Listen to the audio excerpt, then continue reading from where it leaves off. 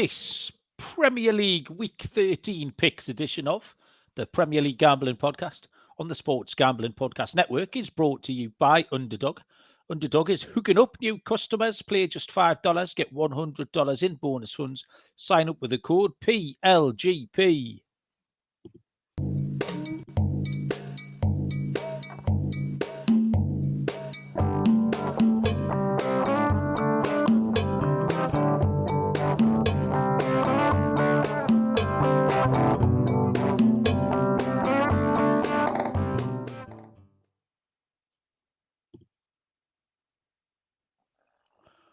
Welcome, everybody, to the Premier League Gambling Podcast on the Sports Gambling Podcast Network. My name is Malcolm Bamford, coming to you from Newcastle upon Tyne in the northeast of England. Today is Wednesday, November the 26th. We are here to dig around a frankly nuts week of Champions League action and some Premier League stuff from Monday before we get stuck into the weekend fixtures. Matchday 13 in the Prem. Joining me from somewhere in Nottinghamshire, he's got a big smile on his face.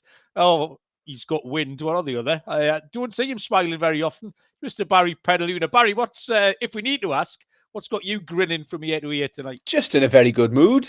I don't know what's happened. I just feel a little rejuvenated than I did, a lot better than I did a couple of hours. That is a good word, Barry. Like, a couple of hours ago, I was feeling a little bit down about this week and the midweek Champions League stuff. And then, I don't know, I perked up a bit in the last couple of hours, just really sort of starting to feel good about things again, The whole nation's perked up a bit in the last couple of hours, Barry. I was the same as you. Last night pissed me off a little bit. We'll get on to Newcastle in a bit, because I just thought they were there for the taking. And it's one stupid error, again, the same one that he tends to make every hour. And it got me down today. I was a bit pissed off. And then, we're so fickle. Like, I said to you earlier, I think I like Man United getting beat more than I like Newcastle winning, which is really, frankly, ridiculous. And then Liverpool have got absolutely humped tonight. Off PSV, by the way. That's like getting beat off Middlesbrough. Like, they're absolute dog shit. And I know I'm taking a risk because we play them in a couple of weeks. It's home. So I know I'm taking my life in my hands. I'm asking for trouble. But they've been humped tonight. The new lad up top never got a kick again. Everyone's slot out. Callum's not doing his little left to right dance, which, by the way, everyone giving him stick in the chat before we even started has perked me up yet further. So well done, everybody. I very much encourage a pile-on of Callum. Got me going, Baz. And that's before we even mention Man United on Monday night, because we did the show on Sunday, didn't we? We did the midweek show. I forgot about that one. Yeah, I know. I forgot. And then I was like, oh, shit, we haven't talked about that. So there's a little perker as well. They managed to play against 10 men for 77 minutes, then conceded a goal, and then couldn't score for another hour. So, Barry, where do you want to start? I'll leave it up to you. Give us your thoughts on something. Well, I missed the Man United game. I told you I was out gigging on Monday night, wasn't I? I went to see the old kneecap on Monday night. Oh, yeah. That was fun. Me and Chloe went, just the two of us. Got there, got down the front, got in the middle, and it went absolutely nuts. I never saw Chloe. Like, maybe 3 or 4 songs we were together. And then at one point, a big mosh pit opens up, and then Chloe just disappears 20 meters to the left in a mosh pit. And then into the mosh pit. Yeah, she just got consumed by it, didn't she? And then never returned to me till the end of the gig. But we both had a good fun. Both jumped around like mental for an hour and a half and come out sweating and having had lots of fun. It was good. Good. So then, I come out and I checked my phone and I've got a notification there saying Man United 0, Everton 1. And I'd got a notification earlier about the yellow card. The red card. And then I just assumed Man United would turn that back around. But I didn't have any signal while I was in there. So, that cheered me up even more coming out of there. Yeah, I played 5-a-side on Monday. We moved it to Monday because Newcastle were playing. And it was the same. We finished at 9 o'clock. And I know the lad who works on reception. I said, what's a Man United score? He said, they're getting beat 1-0. He was all excited. They're getting beat 1-0. And Gay's been sent off for fighting with Michael Keane, which it turns out, what a ridiculous red card, by the way. It was soft as shite, Like, wasn't it? I think the distance that your hand travels before you cuff someone has to be if your hand travels, I'm just going this far, Barry, and people who can't see, I reckon about a foot. If your hand travels a foot, you've hit someone. If your hand travels an inch and a half, you haven't hit them, have you? Like, I didn't understand any of it. Look, I didn't watch it back in any great detail because I was just happy with the outcome of Everton winning and Man United have improved. Even Amorim said it wasn't a red card, which tells you everything you need to know. Nobody in their right mind thought it was a red card. It was like an instant, split-second thing, wasn't it? I couldn't believe it when I watched back and saw the clip of it. I was like, have I missed something? I had to watch it again because I thought I must have missed something else that occurred. But yeah, ridiculous. It wasn't certainly wasn't Kieran Dyer and Lee Bowyer, was it? And then it's just been a mad old week of Champions League games. I was disappointed with Newcastle. I thought they were there for the taking. We were fine in the first half, and then Nick Pope just drops a bollock again. I never, ever thought we were going to lose that match, even 83, 84th minute. I said to the kids, we're going to score here. I just never thought we were going to get beat. And then we did get beat. But I thought we were absolutely fine. Bear in mind, we made quite a lot of changes as well. So, yeah, I was disappointed with that. We're still in a decent position.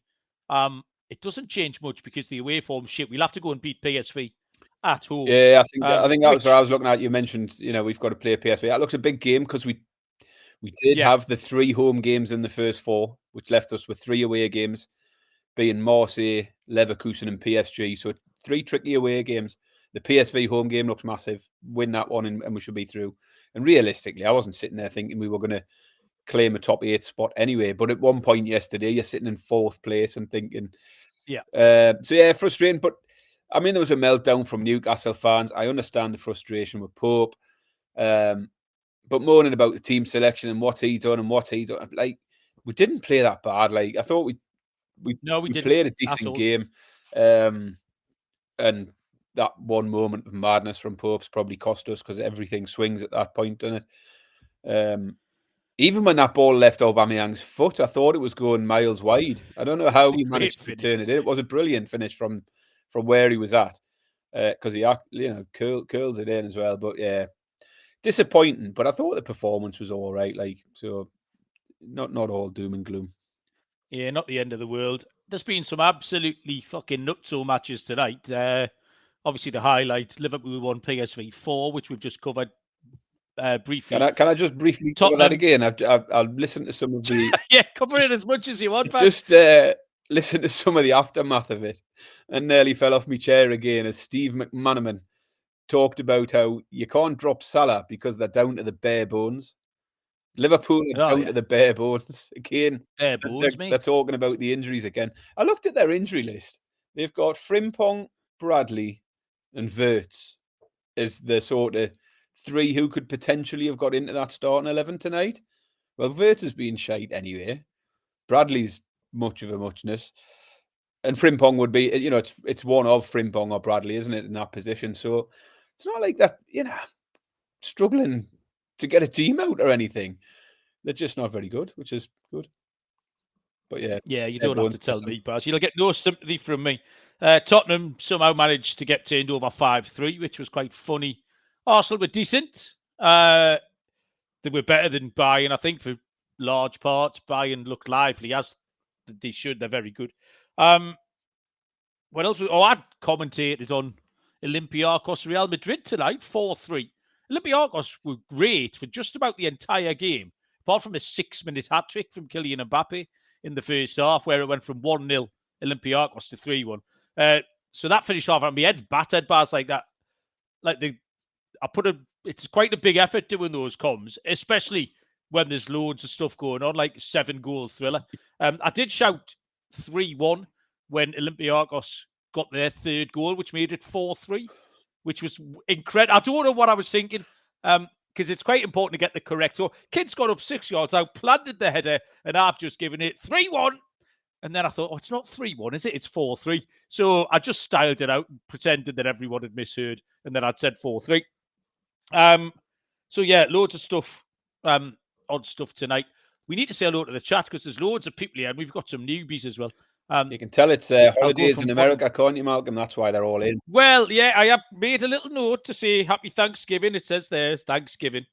I listened to the NFL Pick Show with Sean and Ryan today, and they talked about what they were doing. Ryan always goes off-grid. He goes camping out in the desert.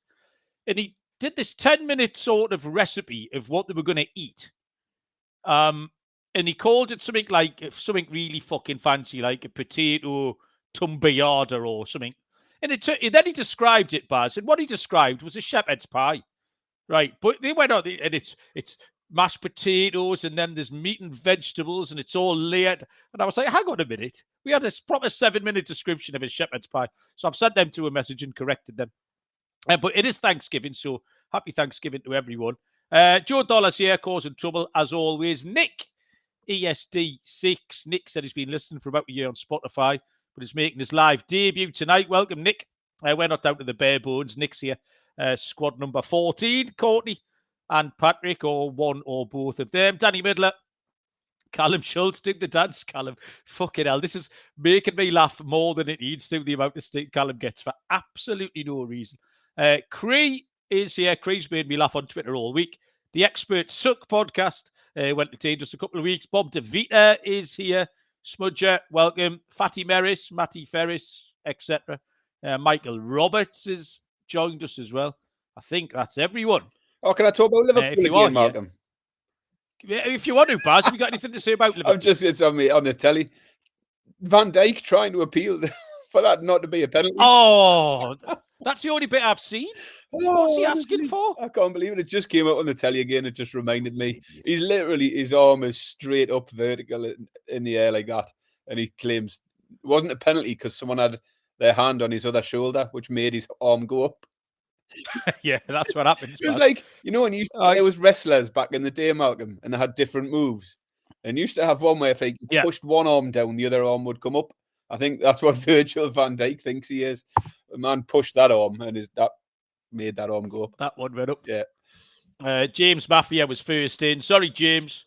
He was 20 minutes early tonight. What was I going to say? We've got loads to get to tonight, Baz. We're going to have to be careful. But gear up for the holidays. SGPN merch store is the perfect gift for the D-Gen in your life. Promo code is holiday for 25% off everything. Yes, even all your favourite things. I keep forgetting I meant to put something in that little Premier League picks-wise, Baz. Hoodie, maybe? Premier League gambling podcast hoodies. They're delightful. My picks were not great. I got one out of 4. Borussia Dortmund. They went off about even money. It was ridiculous. We did say they scored 4 every week, and then they scored 4. Got the help of a red card and a couple of penalties, etc. But they went up the ladder. Bayern only scored 1 when I had 2. Galatasaray pick was dog shit. We faded USG. Galatasaray are on my no bet list. I was going to say, I had them 2 weeks to lose against Ajax, and then I had them to win, and they've lost. And Paphos Monaco under 2.5 was 2-1 after 18 minutes. So I got that one incredibly wrong as well. But a little Dortmund ladder would have got you away. And we gave out Benfica as a YouTube short game I commentated on yesterday. They won comfortably against Ajax. So, yeah, I was behind, Baz. Do you do any better? Bit mixed, really. I took Chelsea to get beat. I took Barcelona team total. Chelsea done very well. Obviously, the red card kills my chances in back end of the first half. Tonight I had PSG in the handicap, so that come good in the end. That was looking a little bit ropey for a while. And then I put 2 picks out. The main pick for the Sporting and Bruges game was both teams to score over 2.5. That failed because Sporting won 3-0. But I did also say a good price Sporting to win and over 2.5 goals was what I liked as well. It's 7-4, so managed to scrape a winner out of it, but my main pick wasn't very good. So mixed bag this week. Okay, we can gloss over that then. I have got, Barry, if you would like to choose one or any of the following things, a selection of football topics that have cropped up in the last 48 hours. I've got one topic here, so I'll tell you exactly. Right, we'll see if your topic's on my list. We'll play. It's got to be. It has to be. Yeah, if you can match. You can choose from, Barry. These things have come onto my radar. Cristiano Ronaldo's World Cup suspension. Is that what you're doing? Yeah, it had to be.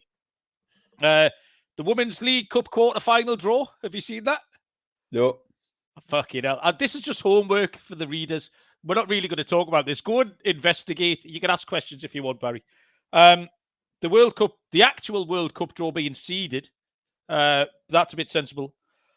Arsenal's talent ID in identifying Barry Eberechi.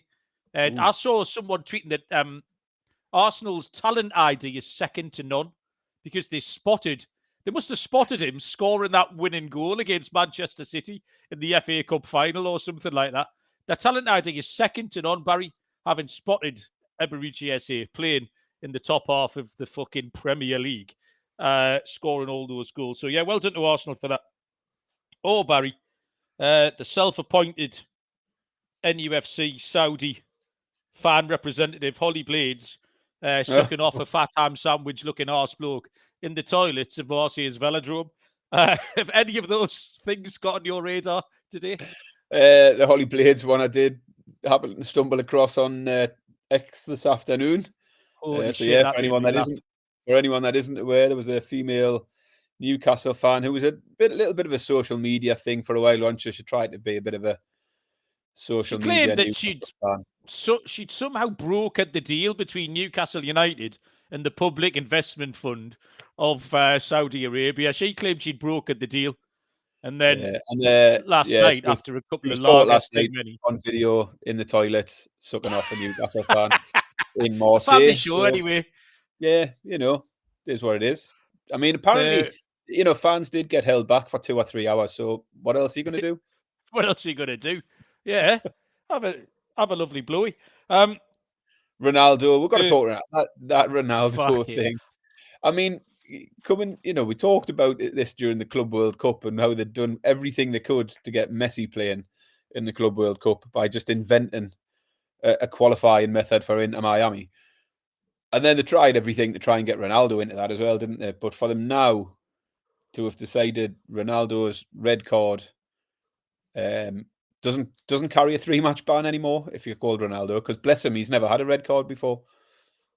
So, Barry, I didn't get to this. In my notes 3 weeks ago, and I'm reading it now, so it's about 8 pages back, so 2 or 3 weeks ago, the top line here says, conspiracy, ! Card amnesty, Trump, Ronaldo, Mohammed bin Salman, Infantino, Ronaldo gets away with it. And I was going to say, watch out for this happening. And I never got to it, and now, but it's there in black and white. So I was well ahead of that curve. I thought they would card amnesty everyone, but they haven't even been that fucking shit. No. Just card amnesties him, which is absolutely ridiculous. So there you go. Barry, anything else to talk about before we make some picks? 20 minutes, that's not bad. That could have gone on a lot longer. Yeah, we could have talked a lot more. Can I talk about Liverpool? No, sorry. Let's crack on with the Premier League. Liverpool have got a game. We'll talk about Liverpool in a little minute. Right, okay. There's people waiting for actual picks here. Sorry, everyone. We're brought to you by Novig, America's #1 sports prediction market. You get the best prices. Novig is available in over 35 states. Download the Novig app. Get $50 when you spend $5. Use the promo code SGPN. Get on the action with Novig, promo code SGPN. And Underdog is your home for pick'em entries. You can win up to 5,000 times your money. Brand new offer for new customers. Play $5, get $100 in bonus funds. Sign up with the code PLGP. Right. Premier League weekend starts. There is no Friday night game. There is no Saturday lunchtime game. So we go to 1, 2, 3 o'clock kickoffs. Lots going on Sunday, obviously, because there's Thursday night Europa League action. So the first game, Saturday, 3 o'clock, is Brentford taking on Burnley. Brentford are 9-20, -222. The draw is 16-5, +320. And Burnley are 13-2, +650. It looked quite a straightforward start in terms of handicapping the game. It's hard to make a case for Burnley away from home. So really, there's a few games in here, some shorties, where it sounds really obvious. It centers on getting the right pick, like the right Brentford angle into this one. Brentford's form is all at home. They've won 4 of their 6 games at home. And there's an obvious trend. Home games against bottom half teams. And I'm not taking the piss here because Newcastle are included. Man United, they won 3-1. Liverpool, they won 3-2. Newcastle, they won 3-1. Now, they don't sound like 3 bottom half teams, but they are. And they're three goals scored for Brentford either time. So the Brentford team total of over 2.5 is live. And it is a big price, 7-4, plus 175. And the Burnley away form fits into that as well. They conceded 3 at West Ham, Man United, Tottenham, 5 at Man City. I'm going to take a little bit of a shorter one. I might regret this because I don't know if I like the pick as much, and it's a worse price. Bournemouth to score in both halves is 5-4, plus 125. Brentford. And I don't know why I'm not taking the Brentford Malcolm. team total over 2.5, Baz. Brentford to score both halves, you mean? What did I say? Bournemouth. Brentford is the answer, yeah. So that's your pick. Yeah, Brentford I have written down both Bournemouth. That's why I just read it out like Ron Burgundy. Brentford to score in both halves at 5-4, plus 125. Yeah, for me, the Brentford home form just led me to thinking Brentford should be good things here. They've lost only once at home all season, that one being to Man City. But they've beaten Newcastle, Liverpool, Man United, Villa, drew with Chelsea as well. So actually, you look at the run of home fixtures they've had as well. It's not been easy, but lost only once. They scored 6 in the last 2 games against Newcastle, Liverpool, you've just mentioned. Burnley have lost 5 of their 6 away games. The only team they beat was Wolves. Everyone beats Wolves. And they've conceded 2 or more in every one of their away games. Always conceding plenty on the road. It's got to be Brentford here. They are a short price. So I've gone a little bit different. I've tagged on the over 2.5. So I like your pick of Brentford team total over 2.5 because that would go right into my favour. All of Burnley's 6 away games went over 2.5 goals. 4 of their 6 went over 4.5 goals. So there's tons of goals in Burnley games away from home. Most of them in their net. So I'll take Brentford to win and over 2.5 goals at 6-5. Okay. Just a reminder, Predict Addict, get your scores in. I cannot believe I finished second this week. Stephen Holmes beat me of all people. But my charge to the top is almost inevitable in that. So get your scores in. Next, we haven't touched on Man City because they treated the Champions League yesterday like it was the second round of the League Cup against Crewe Alexandra. I'm not entirely sure why he chose to drop everyone and then get beat. They take on Leeds United. Man City are 1-4, minus 400. The draw is 5-1. Leeds United are 10-1, Barry. Yeah, that was a bit of an odd one yesterday. City coming into it now then off the back of 2 straight defeats. I didn't see last night's game, but 10 changes made seemed a little bit of a bizarre way to go about it. And what was, a tough game as well. And actually, I don't think, going back to the Newcastle game, talk about Newcastle not having got the result last night, but didn't play bad. I don't think Man City played particularly bad against Newcastle. It was fine margins in that one and a very good Newcastle home performance. So I wasn't necessarily put off Man City due to those 2 defeats. Before last night, they'd won 7 in a row at home, and all 7 of those they'd won by 2 or more goals. 4 of the 7 they'd won by 3 or more goals. So the home form's good enough until losing in the Champions League to Leverkusen. Leeds have lost the last 3 away games by 2 or more as well. So there's more sort of pointers towards the handicap. And Leeds have only won once away from home, similar to Burnley. The only team they've beaten is Wolves, so that one doesn't count. 5 defeats away from home, 5 out of 6 they've lost. And they've only scored 1 goal in those 5 defeats as well, Leeds. So they're really, really struggling away from home. I think it should be a straightforward one for City. City have had plenty of goals in them at home. So the pick I've gone for is City to score in both halves. City are 1-4, so you've got to look around to try and find a way of playing them. I think goals in each half's got a good shout here. So I'm taking City to score in both halves. And I didn't write the price down, but I think it's around 10-11. It's just short of even money. Okay, yeah, it's another one where it's hard to make a case for Leeds at all in any way. So it's getting the right bet. I don't really understand what Manchester City did yesterday, but the 5 home wins from 6. And the scorelines 3-1, 3-0, 2-0, 3-0, 5-1 v Burnley as a comparison. Leeds lost 4 of 6 on the handicap. The 5 they've lost away. Just seems silly to move away from that. I don't know why. It's all ticks in boxes for Man City winning handicaps and Leeds losing handicaps. And the Man City minus 1.5, that's workable. It's 7-10, minus 142. It is short. But the minus 2 is fine. That's 15-13 plus 115. So we get the push at 2. But Man City can knock these off 3 or 4-0. So I'll take Man City minus 2 at 15-13 plus 115. The third 3 o'clock kickoff is Sunderland against Bournemouth. Sunderland are 2-1. The draw is 23-10 plus 230. Bournemouth 27-20 plus 135. I stopped pretty quick here, Baz. Sunderland regression is coming. We talked about it last week. They were dog shit at Fulham because they're dog shit. Bournemouth haven't been great lately. They missed Semenyo last week. 75% chance of him playing this week. I just think Bournemouth can beat them. Like, you put these two teams up against each other, Bournemouth are better. That price is fine. Sunderland are heading south at a rate of knots now. Balloon bubble, whatever you want to call it, is popped. Fuck them. Bournemouth 27-20 plus 135. Yeah, I mean, I wrote down here, has Sunderland's drop-off begun? Quite possibly. No win in 3 and lost last week to Fulham. I was still a little bit cautious in taking them on here, particularly at home where they do remain unbeaten. And against the Bournemouth side with just 1 win away from home all season.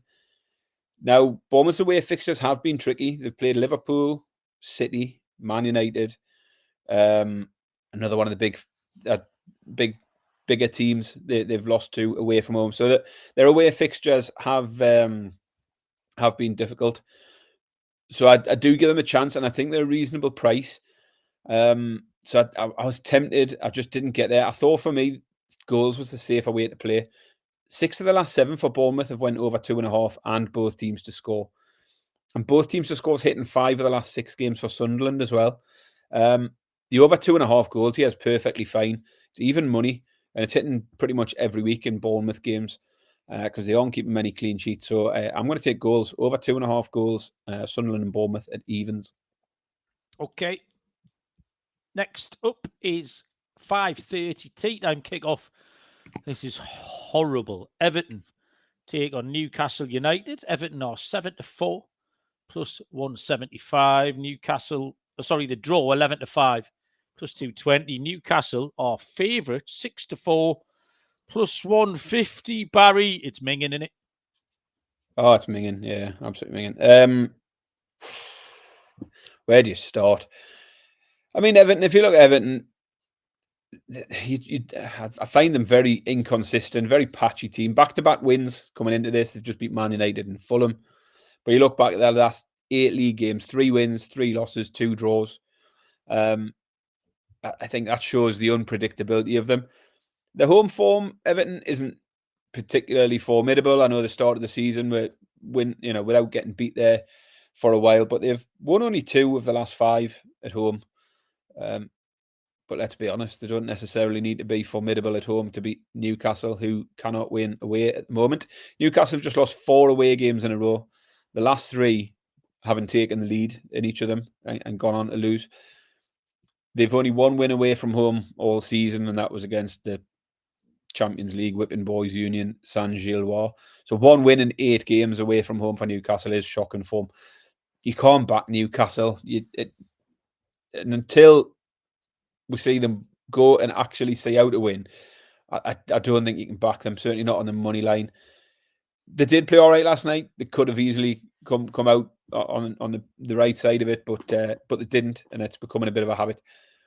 Now, the goals for Newcastle have been popular. Both teams to score and over 2.5 goals. It's happened in 5 straight games now. The Everton side of it doesn't really support that. 3 of the last 5 for Everton have gone under 2.5, and 3 of the last 5 both teams to score no. So I did struggle with this. I nearly got into the stats market. I've looked at corners, I've looked at all sorts just to try and cop out and find something like that. But I couldn't find anything. In the end, what I've gone for is I have taken Newcastle, but not to win because they never win away from home. I've told them to do something that's been okay away from home, and that's the scoring first. Because as I say, they've just done that 3 times in a row. You're getting even money for Newcastle to score first. Newcastle do find something and can play well, then that's a live pick at even money. And even if they turn out to be shite again, we've just seen them do that and score first. So Newcastle score first, even money. Yeah, I don't mind it. You've done well there to pick something positive that has been hitting for Newcastle. Danny Middler's gone for the draw. The experts suck have gone for the over 2.5 goals. Michael Roberts goes for Keane and Dewsbury Hall goal or assist at 21-10. Really, I've made one pick here. I didn't want to make a pick. It was horrible, Baz, because Newcastle did it again the other day. And they're finding a way of losing. Doesn't matter which cast of players they put out. Doesn't matter how they play. If they play well, they get beat. If they play badly, they get beat. If they're somewhere in the middle, they get beat. Changes will be made again. Big Dick Nick was kept fresh. Joe Linton didn't start. But you've got repeated away defeats. And a team who have won comparison games at home. They've beaten Palace and Brighton. And especially at the prices. You've just said Newcastle have won 1 in 8 away. And it was against USG. And you've got them at 6-4 favourites. It's impossible. So the only available pick here to me was Everton at 9-5 plus 180. And also factoring in the reverse mush, hopefully. That doesn't work. I'm actually working on Saturday night. So I'm not too disheartened that I'm going to have to sit through this. Maybe just get a notification on my phone at the end that Newcastle have nicked a 1-0 or something. So there you go. Rhythm is crushing it in college football, NFL, and just added NBA. Weekly cash prizes are being given away for tracking your bets in the app. You can win up to $1,000. Use the promo code SGPN25 when you download the Rhythm app for 25% off your first month. Download Rhythm, use promo code SGPN25.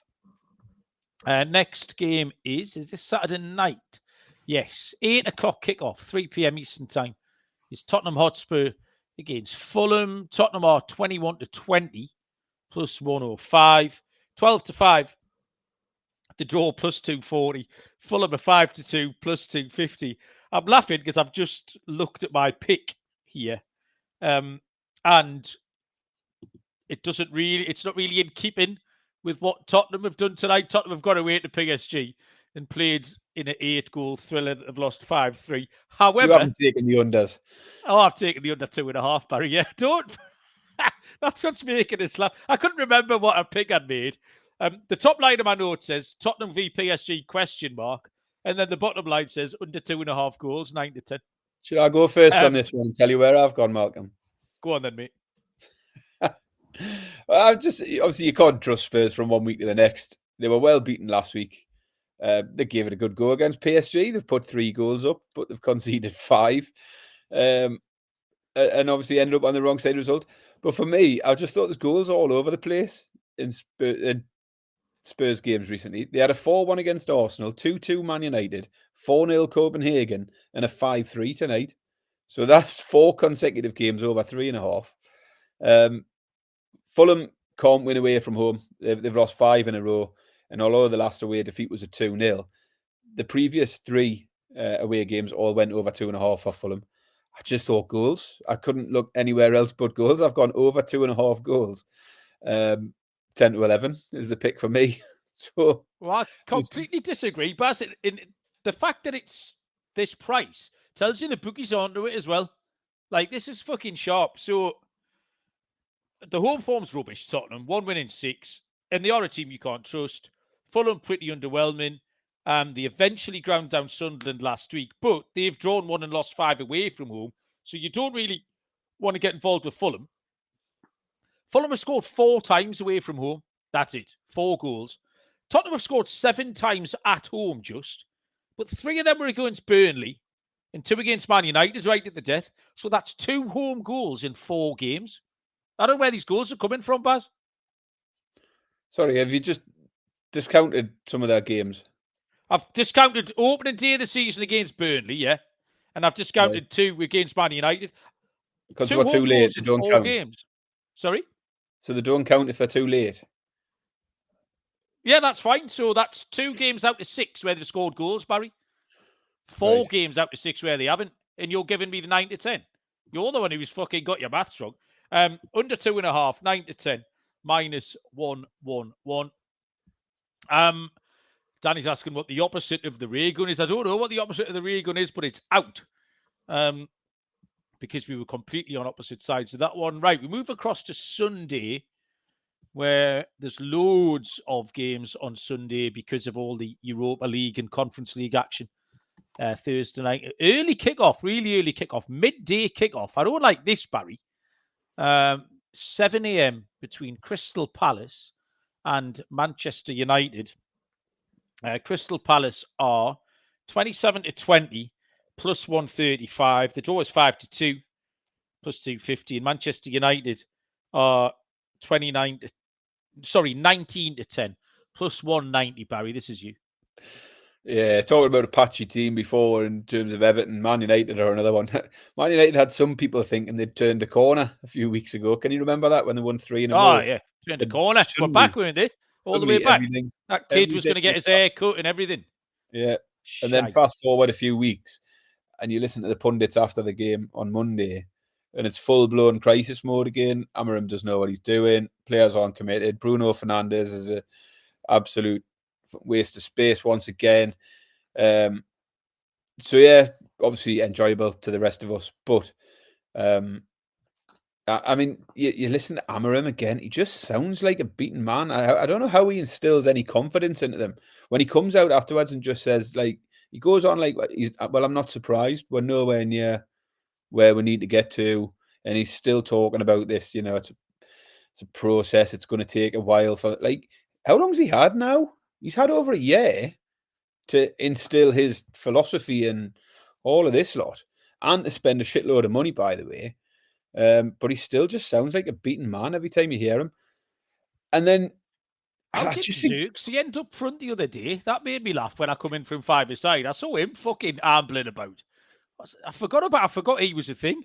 Like, his hairline's ridiculous, but it's as bad as his football. Like, I just forgot that he was a thing. Anyway, go on. And I think he's just got to take Palace. They've got Man United's number in the head-to-heads as well recently. They've won 3 and drawn 1 of the last 4. Man United haven't even scored against Palace in the last 4 head-to-heads. And then to top it off, Palace are in great form, unbeaten in 5, 4 wins from those 5, and 4 clean sheets in the last 5 games as well. I think Palace are a great price, 27 to 20. Palace at home to Man United. I'll have a bit of that, please. The only thing that could put you off Palace is the early kickoff following the Thursday night. They're in Strasbourg, I think, in France tomorrow. That's the only downside. Because this really, to me, boiled down, Barry. If you gave me a £10 note, which team would I be happy to put it on? And there's only fucking one answer. Like, you ask anyone with half a brain that question, there's only one answer. Who you want to put that 10 on? And the answer's Crystal Palace, Baz. So 27 to 20 plus 135. The first time tonight, Barry, I will ray-gun you.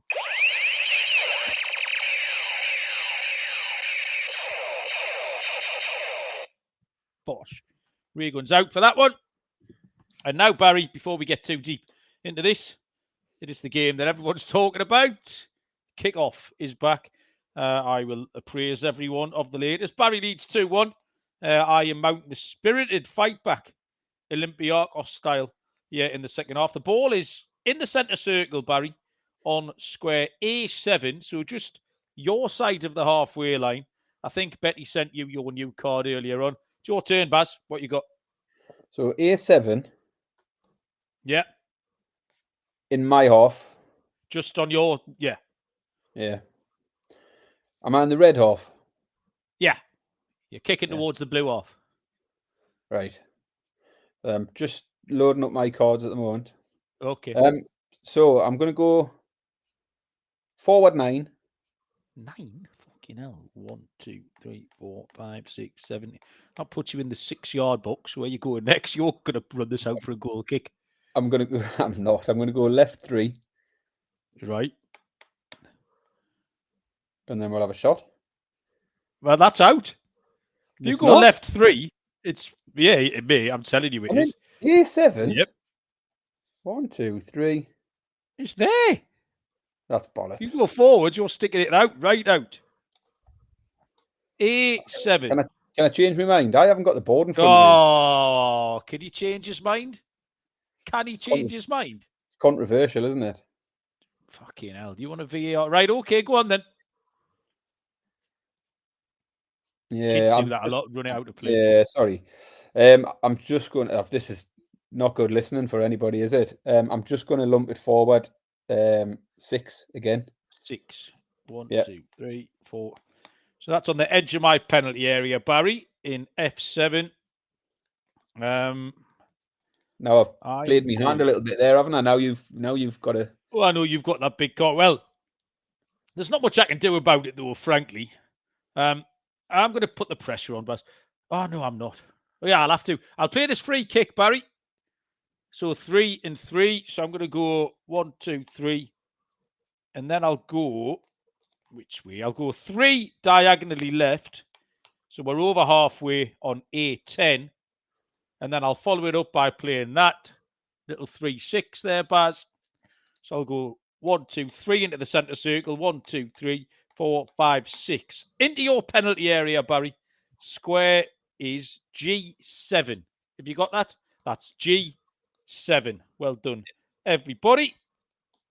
More of that to follow next week as Barry holds on to his 2-1 lead. Next game here is 2:05 on Sunday. 2:05, yeah. Okay. Aston Villa take on Wolverhampton Wanderers. Villa are 1-2, -200. The draw is 3-1. Wolves are 6-1. This is another shorty that looks pretty straightforward to handicap. Actually, I didn't mind Villa at 1-2, Baz, in terms of just Exactly a great what I acca thought. leg. It's a Exactly fucking the same. massive. Like, not all 1-2 shots are made equal, and I thought that was great. Now, obviously, we're not going to give them out here at 1-2 as a pick. Villa have won 6 of the last 7. The last home game, they humped Bournemouth 4-0. They're not covering a load of handicaps, but also they're not playing Wolves every week, who were completely unbettable. The new manager inspires nothing.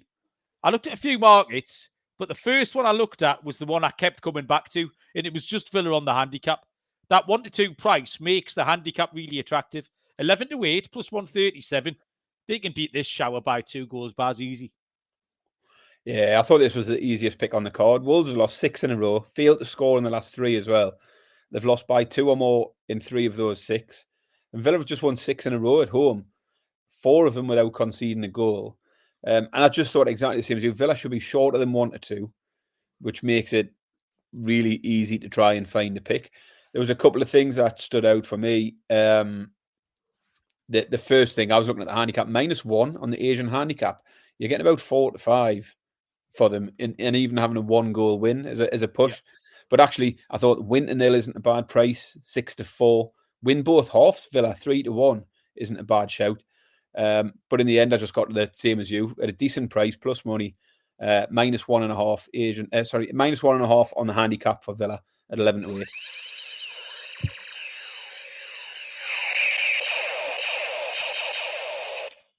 I'm really going to do really close up that time, Barry. That was good. Matty Cash loves a shot outside the box, says Smudger.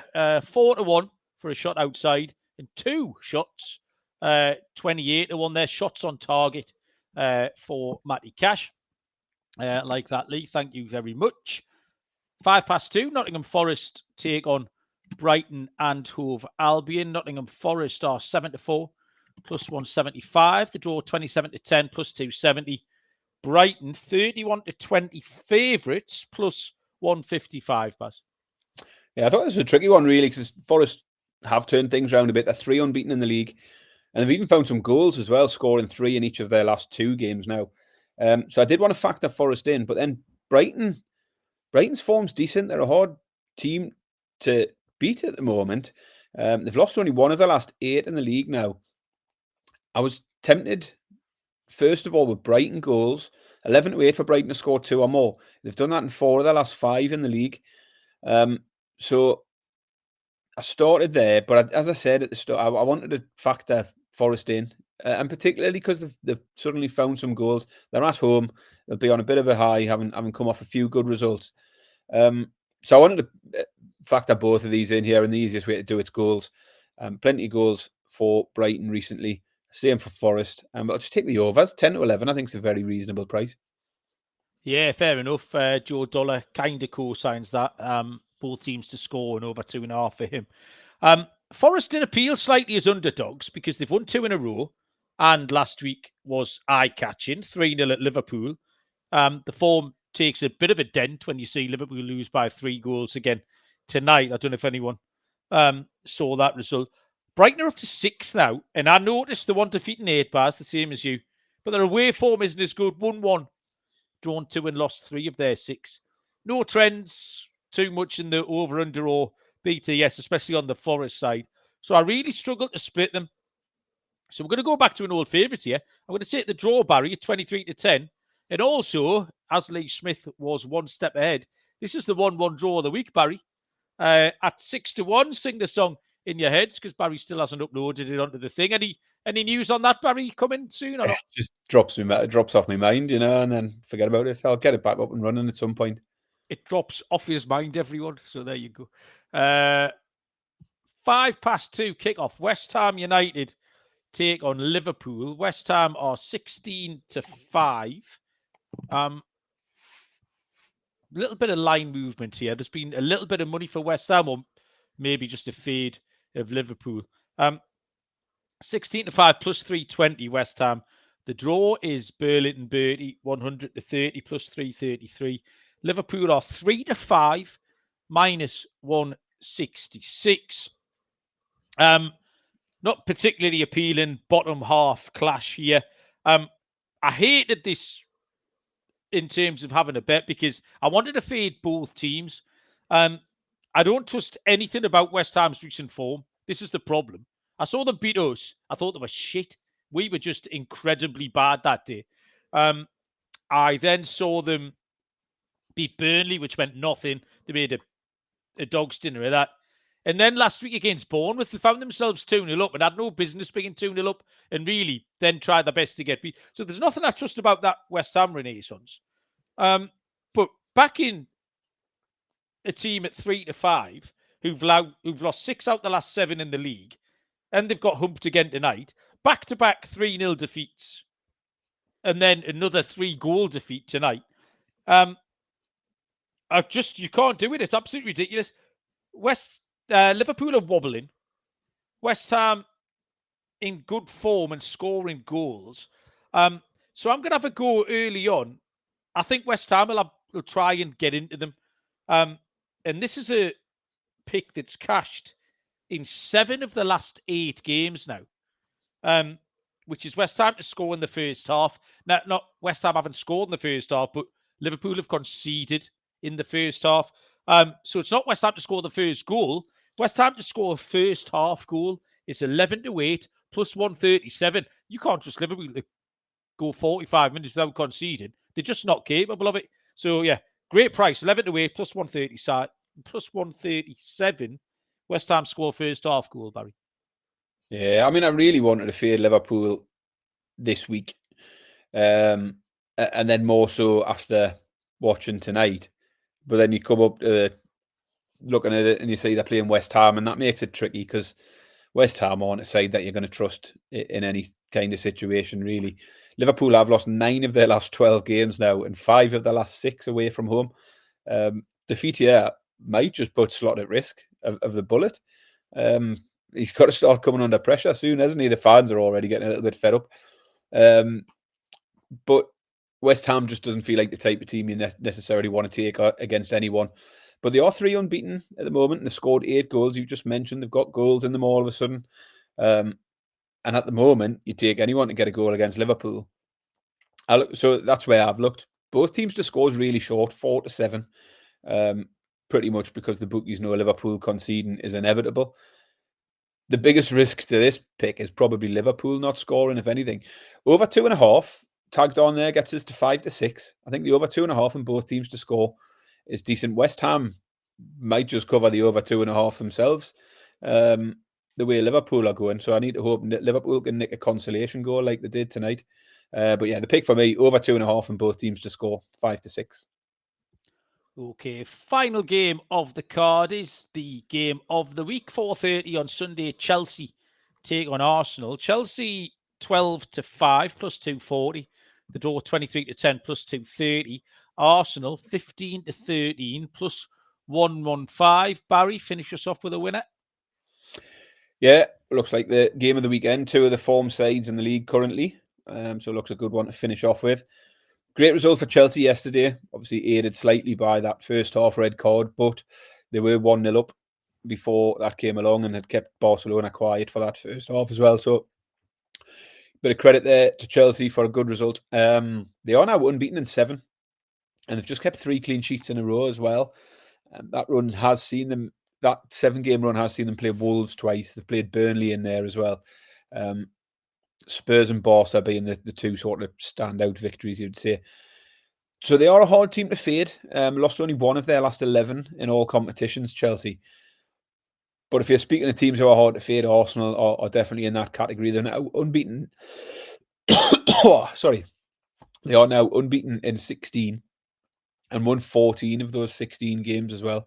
Clean sheets have dropped away lately. None in the last 3 games. Now, I think you could look at both Chelsea and Arsenal and the run they've had recently. And I think the run of games has been very kind to them in terms of the fixtures for both teams. They faced Man City and Liverpool very early in the season and dropped points to both of them. And then since then, the fixture run's cleared up and they've went on a great run. But that wasn't enough for me to fade them here. The results, Liverpool and City, didn't make us think they're particularly vulnerable to Chelsea here. I thought it's not very often you can get Arsenal at this sort of price, 23 to 20. And it then puts goals at a nice price. So I've gone for Arsenal's team total. It's 11 to 10 for Arsenal to score 2 or more. I wasn't big on Arsenal goals earlier in the season, but they have just done this in 6 straight games. Well, I'll be 7 tonight after the buy-in game, and putting 3 past buy-in as well. So I think now 11 of the last 13 games they've scored 2 goals.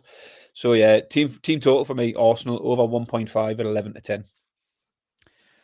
Yeah, I like that, Baz. I copped out a little bit because my instinct was to give Chelsea a chance because they have been good and they're a very big price. Like, they're at home, and this is a team who've just rolled over Barcelona. They proved in the Club World Cup they could roll over the good teams. They knocked PSG over. So they can't beat anyone. But what tempered my enthusiasm for Chelsea was that they've played 3 top-half teams at home, and they haven't beaten any of them. So that just sort of dampens your enthusiasm a little bit. They have had quite an easy run of fixtures, Chelsea. Arsenal were very good again tonight. I think it will have taken a little bit out of them. And Chelsea will test their defence more than Spurs did last week. So my cop-out bars, I went into the cards market because we've got 2 ill-disciplined teams here. I don't know how many cards there were in Arsenal buy-in tonight. Every time I looked at the telly, someone was getting a yellow card. Because I was watching Olympiacos v Real on the other screen. It's a local derby.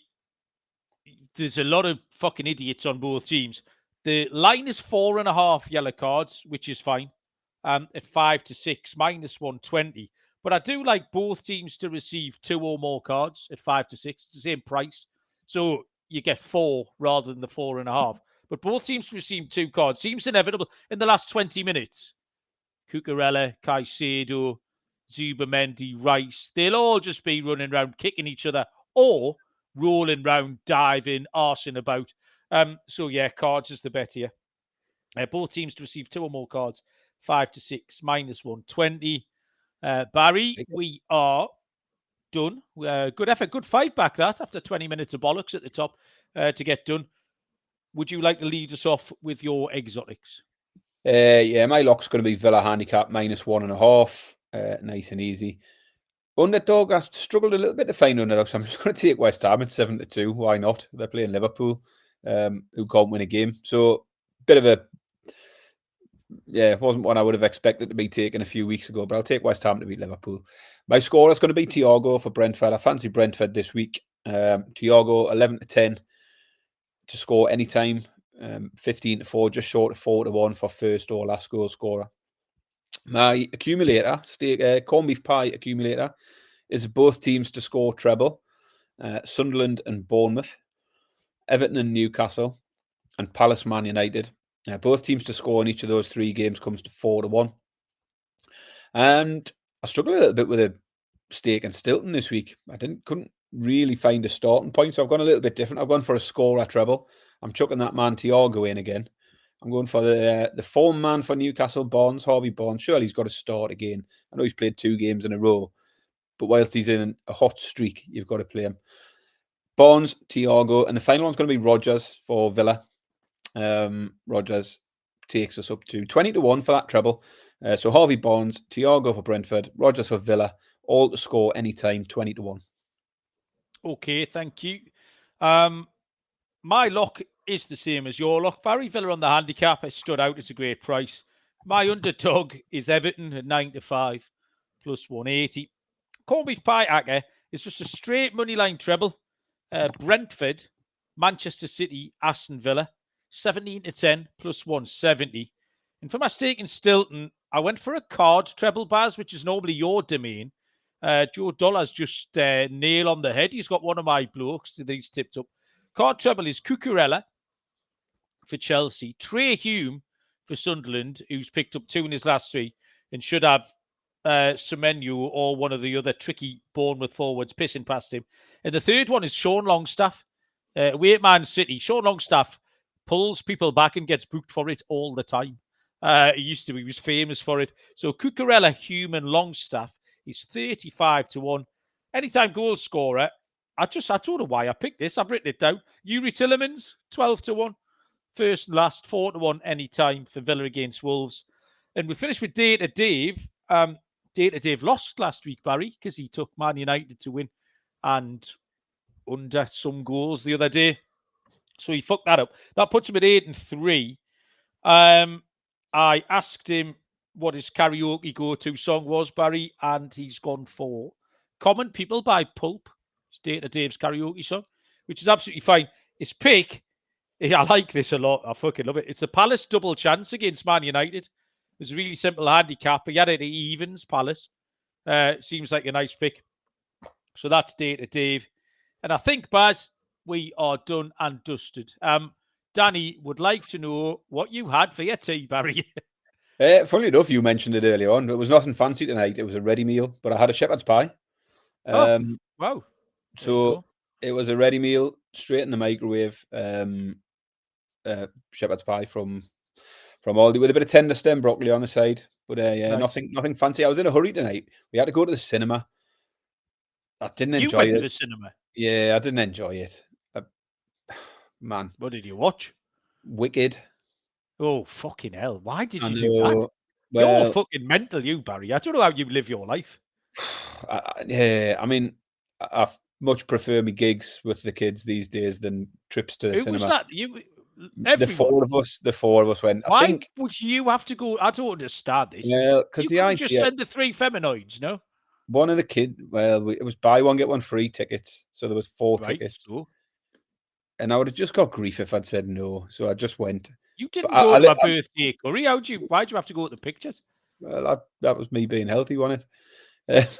But yeah, I had a little nap in the middle of it, if I'm honest with you. And it just wasn't very good. It was all a bit boring. So I didn't enjoy that at all. It really ruined my night. I think Betty's going on Saturday, but my sister's taking her because I'm not an idiot like you. I had sausage, hash brown, beans. Absolute classic. You can't like that. One of the world's greatest teas, Barry. So that was that. What you had was potato untumbe or something, according to Kramer. Which is a shepherd's pie. I'm gigging again on Friday though, Malcolm. Got another trip to Sheffield. Can you believe I'm in Sheffield? This will be the 3rd time this month. Went to see the Royston Club, went to see Kneecap, and I don't know why all these bands don't come to Nottingham. That would be easier. But off to see a young lad called Freddie Holkin. Kids both love him. He's a good little good little chanter. So we're going to go up and see that Friday night. I've got my cup final this weekend in terms of work in Baz. Double casino tomorrow. Catterick Garrison with the Soldiers and Headingley simultaneously. So I'm double parking tomorrow.